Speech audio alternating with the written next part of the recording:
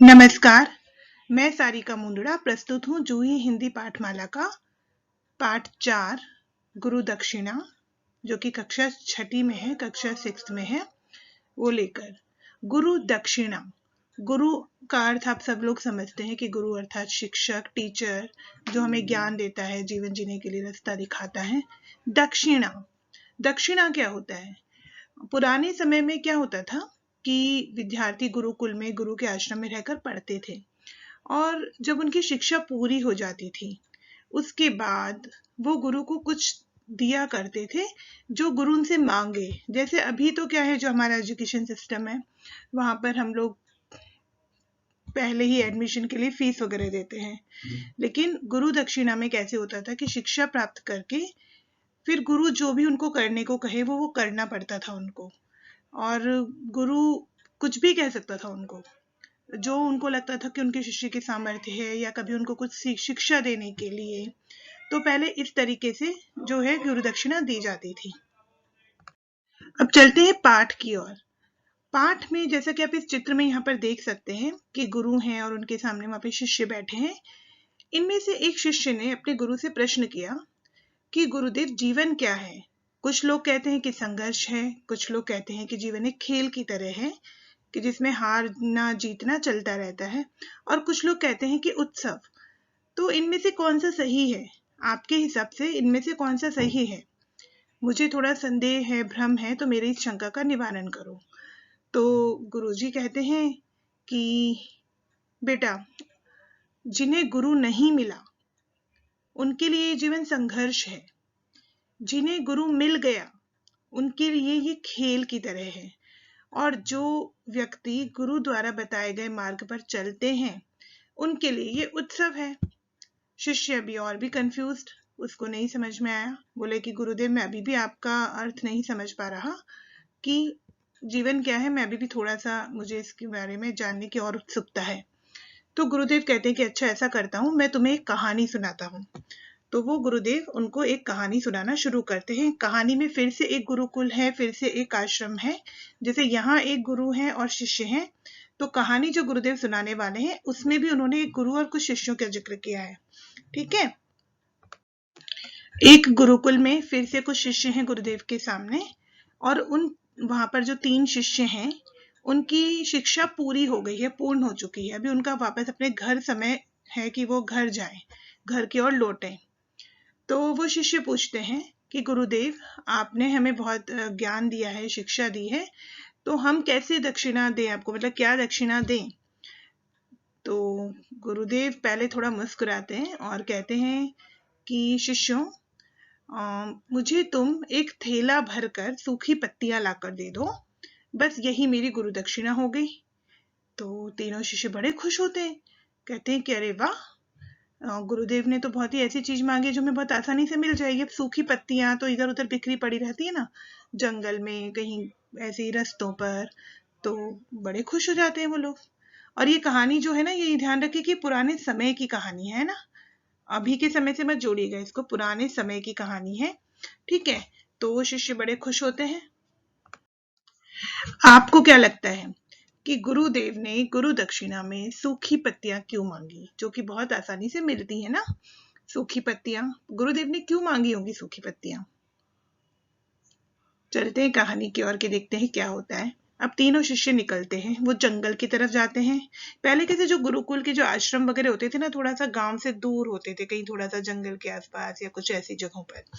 तो जब वो जाते हैं तो लेकिन वो हैरान हो जाते हैं। अब ये जब निकले हैं ना शिष्य, जब गुरु दक्षिणा की बात हुई है, तब तक ये समझिए कि दिन के 3, 4, 5 ऐसे बज चुके हैं, और गुरुदेव ने कहा था कि भाई आज ही मुझे लाकर देनी है ये पत्तियां आपको। तो उनको लगता है कि मिल जाएंगी, लेकिन अब वो जब जंगल में जाते हैं तो उनको पत्तियां नहीं मिलती। वो बहुत ही आश्चर्य में पड़ जाते हैं। बिल्कुल उनको जो जितनी पत्तियां मिलती हैं, कितनी, एक मुट्ठी भर, हाथ की हम मुट्ठी बना लेते हैं ना, उतनी ही पत्तियां उनको मिलती हैं। तो वो बहुत आश्चर्य करते हैं कि अरे, जंगल में हमें सूखी पत्तियां नहीं मिली। फिर थोड़ी दूर पर उनको एक किसान आता हुआ दिखता है। फिर उससे पूछते हैं कि भाई हमें सूखी पत्तियां चाहिए, तो क्या मिल सकती हैं? तो किसान कहता है कि अरे, मैंने तो उसका ईंधन के रूप में प्रयोग कर लिया। अब ईंधन क्या होता है? जैसे देखिए कि आज के समय में जो ईंधन आप कह सकते हो कि गैस, आपके घर में सिलेंडर्स हैं, उनसे आपकी मम्मी खाना वगैरह बनाती हैं, ठीक है, और पेट्रोल से कार चलती है, ऐसे बहुत, ये सब चीजें ईंधन के रूप हैं, ऊर्जा के रूप हैं। तो किसान ने कहा कि मैंने ईंधन के रूप में प्रयोग कर लिया, मतलब उसने अपने घर में उसको खाना वाना बनाने के लिए जो उसको आग की जरूरत थी, तो उसके लिए वो सूखी लकड़ियां, सूखी पत्तियां, ये सब उसने प्रयोग में ली। पहले के जमाने में लोग ऐसे ही करते थे आग जलाने के लिए। तो फिर वो तीनों शिष्य वहां से आगे बढ़ गए। अब उनको लगा कि भाई सूखी पत्तियां तो हमें आसानी से मिल नहीं रही हैं।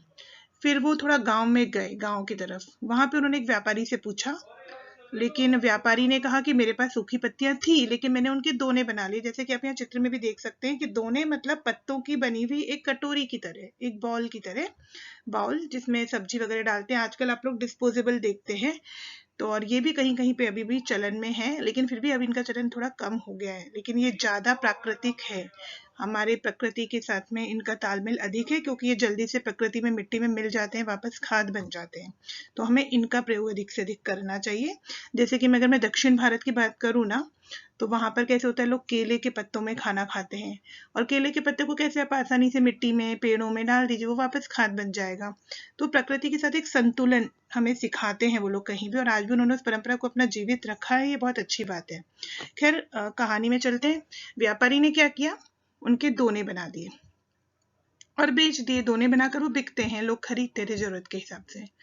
अब इनको व्यापारी के पास भी नहीं मिला, पर व्यापारी ने इनको एक सुझाव दिया कि ये गांव में पास में थोड़ा आगे जाएंगे ना, तो एक बूढ़ी काकी रहती है, तो वो भी सूखी पत्तियां इकट्ठी करती हैं। तो इनको लगा कि चलो बूढ़ी काकी के पास तो शायद हमें पत्तियां मिल ही जाए। तो जब लेकिन वो गए बूढ़ी काकी के पास, तो काकी ने कहा कि भाई मेरे पास थे, लेकिन मैंने उनकी दवाइयां बना ली।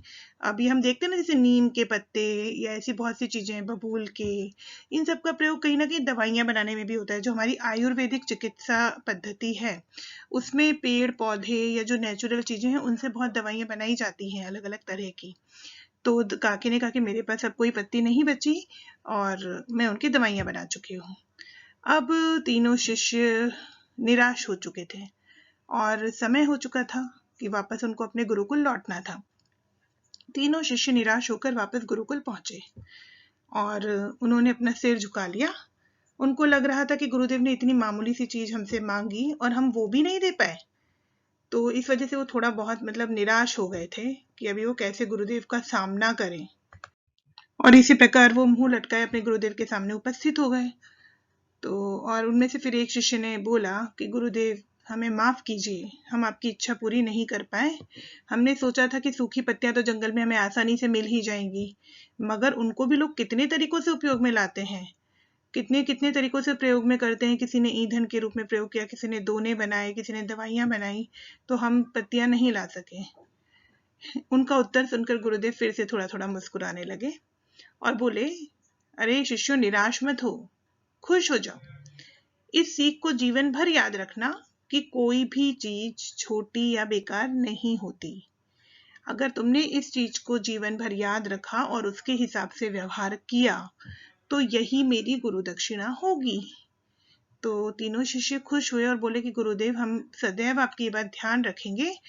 वाकई में जब सूखी पत्तियां जो हैं, जो इधर उधर बिखरी पड़ी मिलती हैं, आसानी से मिलती हैं, वो भी कितने काम की हैं। तो वाकई में कोई भी चीज छोटी या बेकार नहीं होती।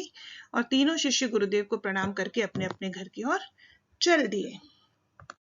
और अब जब ये कहानी खत्म होने लगी, गुरुदेव कुछ कहते आगे पहले, उतने में ही जिस शिष्य ने प्रश्न पूछा था ना, उसने कहा, गुरुजी, अब मुझे समझ में आया कि आप क्या कहना चाहते हैं। आपका संकेत इसी और है ना कि जब आसानी से मिलने वाली सूखी पत्तियां भी बेकार नहीं होती, तो फिर हम कैसे किसी भी वस्तु या व्यक्ति को छोटा मान लें और उसका अपमान कर दें। और गुरुदेव ने कहा, बिल्कुल सही, मैं आपको यही समझाना चाहता हूँ कि हम जब भी किसी से मिलें, तो अगर हम उसे इज्जत दें, तभी आपस में स्नेह, सद्भावना, सहानुभूति और सहनशीलता का भाव पैदा होगा। और जब ये सब बातें हमारे अंदर आते हैं, ये विचार हमारे अंदर आते हैं, तो हमारा जीवन एक उत्सव की तरह हो जाता है। उत्सव मतलब हम आनंद में रहते हैं, क्योंकि तब हम कुछ किसी की गलती को क्षमा करना सीखते हैं। आपस में स्नेह की भावना से हम जब काम करते हैं, तो हमको आनंद प्राप्त होता है। तो ये सब बातें तभी हो सकती है जब हम हर व्यक्ति को महत्वपूर्ण माने। तो शिष्य ने कहा, गुरुदेव, मुझे अभी मेरे प्रश्न का उत्तर मिल चुका है, बहुत बहुत धन्यवाद। तो बच्चों, क्या सीखा हमने इस कहानी से? इस कहानी का मूल्य क्या है? इस कहानी से हमने क्या सीखा, क्या शिक्षा मिली? कि छोटी से छोटी चीजों का महत्व हमें समझना चाहिए और अपने जीवन को हम एक उत्सव की तरह, एक आनंद की तरह जी सकें, इसके लिए हमें कोशिश करनी चाहिए। अब कहानी तो हमने समझ ली, आप लोगों के पास पाठ्य पुस्तकें भी हैं, तो वहां पर आप देखिए, इस पाठ को पढ़िए, और उसमें कठिन शब्द भी हैं, इसलिए मैंने नहीं दिए हैं, वहां पे शब्दार्थ हैं, और उसमें जो प्रश्न उत्तर हैं वो तो आपको करने ही है।